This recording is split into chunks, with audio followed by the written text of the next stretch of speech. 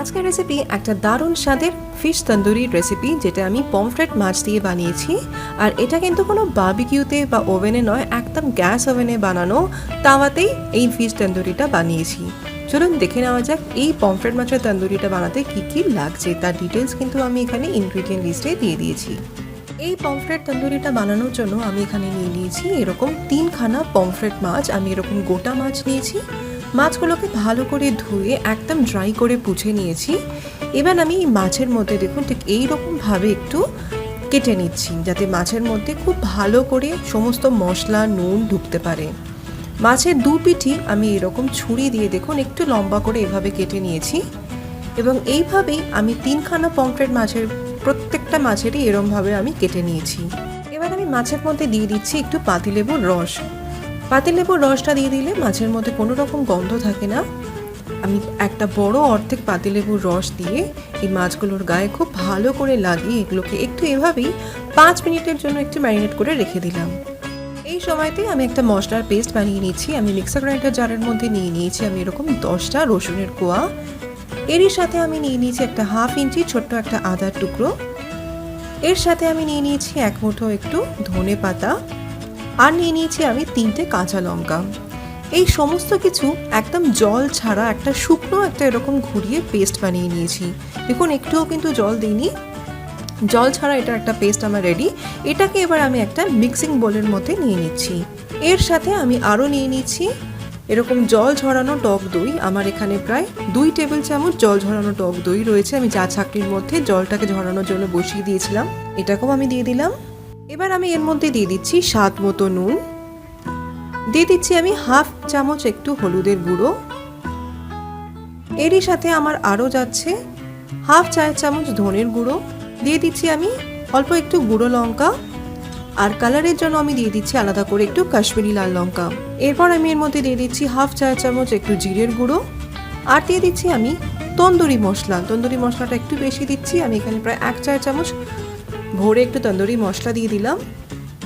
এর সাথে আমি আরও দিয়ে দিচ্ছি একটু ড্রাই কাসুরি মেথি। কাসুরি মেথিটা দিলে কিন্তু খুব ভালো ফ্লেভার হয়। আমি কাসুরি মেথিটাকে এরকম হাত দিয়ে একটু ঘষে নিয়ে দিয়ে দিলাম। আর এর সাথে দিয়ে দিচ্ছি আমি এবার একটু রিফাইন তেল। তেলটাকে দিয়েও ভালো করে সমস্ত কিছু আরও একবার মিশিয়ে নিয়েছি। আমাদের ম্যারিনেশনটা এখন রেডি হয়ে গেল। এবার একে একে এর মধ্যে মাছগুলোকে ভালো করে মিশিয়ে লাগিয়ে নেব। এই ম্যারিনেশন মশলার মধ্যেই পমফ্রেট মাছগুলোকে দিয়ে খুব ভালো করে মাছের গায়ে এই মশলার পেস্টটাকে লাগিয়ে নিয়েছি। মাছগুলোকে উল্টিয়ে পাল্টিয়ে ভালো করে এই পেস্টটাকে কিন্তু লাগিয়ে নিতে হবে। মাছের যেই অংশগুলোতে আমি চিড়ে রেখেছিলাম সেই অংশগুলোর মধ্যেও ভালো করে ম্যারিনেশনের মশলাটাকে ঢুকিয়ে দিচ্ছি। মানে মাছগুলোকে ভালো করে ম্যারিনেট করার জন্য এবার এটাকে একটু ঢাকা চাপা দিয়ে রাখবো। তার আগে যাতে এর মধ্যে একটা সুন্দর তন্দুরির স্মোকি ফ্লেভারটা আসে, তার জন্য দেখুন আমি একটা এরকম ছোট্ট একটা কাঠকয়লা নিয়ে নিয়েছি। এই কাঠকয়লাটাকে ডাইরেক্ট আগুনের মধ্যে ফেলে খুব ভালো করে আমি একদম গনগনে করে সেঁকে নিয়েছি। এবার ম্যারিনেশনের মিক্সিং বোলের ভেতরে একটা ছোট্ট এরকম স্টিলের বোল রেখে দিয়েছি এবং তার মধ্যে এই গরম করে রাখা কাঠকয়লাটাকে দিয়ে দিলাম। আর তার ওপর থেকে দিয়ে দিচ্ছি আমি 1 চা চামচ একটু ঘি। যেই ঘিটা দিলাম সাথে সাথে দেখুন এরকম ধোঁয়া ওঠা শুরু করে দিল। সঙ্গে সঙ্গে কিন্তু এটাকে ঢাকাটাকে চাপা দিয়ে রাখতে হবে, যাতে ধোঁয়াটা বেরোতে না পারে এবং মাছের মধ্যে যেন সুন্দর একটা স্মোকি ফ্লেভার চলে আসে। এটাকে এভাবেই আধা ঘন্টার জন্য এরকমভাবেই রেখে দেবো। এতে এর মধ্যে সুন্দর স্মোকি ফ্লেভারটাও থাকবে আর মাছগুলো খুব ভালো রকম ম্যারিনেশনটা হয়ে যাবে।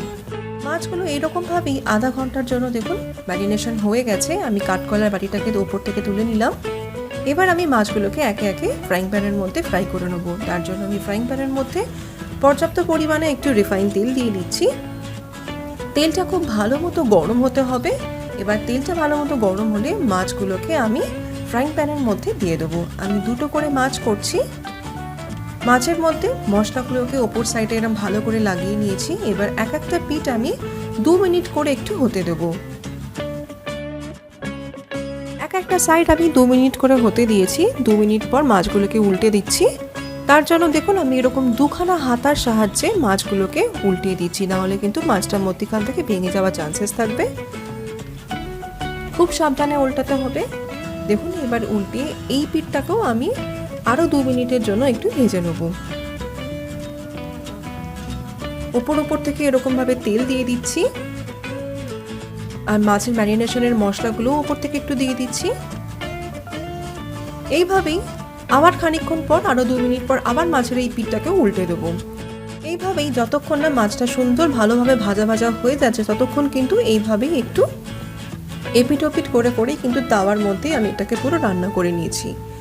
এইবার তন্দুরি মাছের মধ্যে গ্রিল মার্কস আনার জন্য আমি মাছটা ভালো করে রান্না হয়ে যাওয়ার পর আমি একটা পমফ্রেট মাছকে এরকম চাটুর মধ্যে নিয়ে ডাইরেক্ট আগুনের মধ্যে ফেলে একটু সেঁকে নিয়েছি। কয়েক সেকেন্ড এরকম আগুনের মধ্যে সামনে রাখার ফলেই দেখুন মাছের গায়ে কিন্তু সুন্দর পুরো গ্রিল মার্কস চলে আসছে। আমাদের ফিশ তন্দুরি কিন্তু এখন একদম রেডি। এটাকে গ্রিন চাটনি আর স্যালাডের সাথে গরম গরম পরিবেশন করুন। আশা রাখবো আজকের এই ফিশ তন্দুরির রেসিপিটা আপনার এবং আপনার পরিবারের সকলেরই ভালো লাগবে। আজকের ভিডিও ভালো লাগলে কিন্তু প্লিজ এই ভিডিওতে লাইক আর শেয়ার করতে ভুলবেন না। জানাবেন কেমন লাগলো। Thanks for watching. বাই।